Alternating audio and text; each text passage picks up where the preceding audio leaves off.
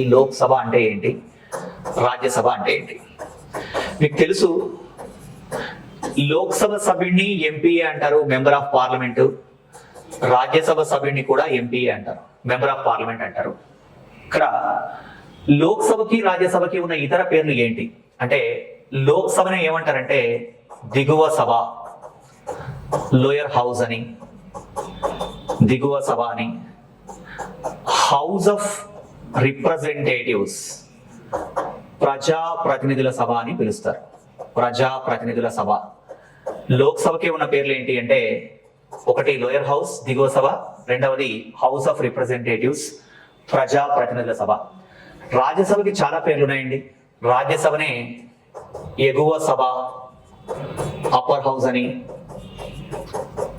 అలాగే రాజ్యసభని ఇంకా ఏమంటారు అంటే మేధావుల సభ, ఇంటెలెక్చువల్స్ హౌస్, ఇంటెలెక్చువల్స్ హౌస్, మేధావుల సభ అని. పెద్దల సభ,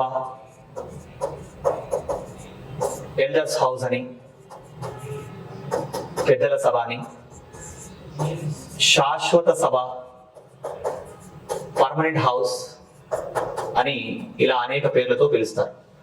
ఎగువ సభ అన్న, మేధావుల సభ అన్న, పెద్దల సభ అన్న, శాశ్వత సభ అన్న అన్ని రాజ్యసభని. ఇవి లోక్సభ రాజ్యసభకు ఉన్నటువంటి ఇతర పేర్లు. అయితే మనకి ఎలక్షన్స్ ఇండియాలో ఫస్ట్ జనరల్ ఎలక్షన్ 1951-52లో జరిగింది. 1951 అక్టోబర్ నుంచి 1952 వరకు ఎలక్షన్స్ జరిగాయండి. మొదటి లోక్సభ ఎన్నికలు జరిగినప్పుడు ఈ పేర్లు లేవు. ఏమని? లోక్సభ, రాజ్యసభ అనే పేర్లు లేవు. 1951లో ఎలక్షన్ జరిగినప్పుడు దిగువ సభను హౌస్ ఆఫ్ రిప్రజెంటేటివ్స్ అని, ఎగువ సభను కౌన్సిల్ ఆఫ్ స్టేట్స్ అని పిలిచేవాడు. ఇక్కడ రాస్తాను గమనించండి. కౌన్సిల్ ఆఫ్ స్టేట్స్ అనేది ఇంకో పేరు రాజ్యసభకి. కౌన్సిల్ ఆఫ్ స్టేట్స్ అంటే రాష్ట్రాల ప్రతినిధుల సభ, రాష్ట్రాల ప్రతినిధుల సభ. House of representatives, council of states అనే పేర్లు ఉండేవి. అయితే 1954లో జీవి మౌలాంకర్, గణేష్ వాసుదేవ మౌలాంకర్ అనే వ్యక్తి ఈ లోక్సభ, రాజ్యసభ అనే పేర్లను కనుక్కున్నాడు. ఈ లోక్ రాజ్ అనేవి హిందీ భాషా పదాలు. లోక్ రాజ్ అనేవి ఏంటి? హిందీ భాషా పదాలు. లోక్ అంటే పీపుల్, ప్రజలు అని.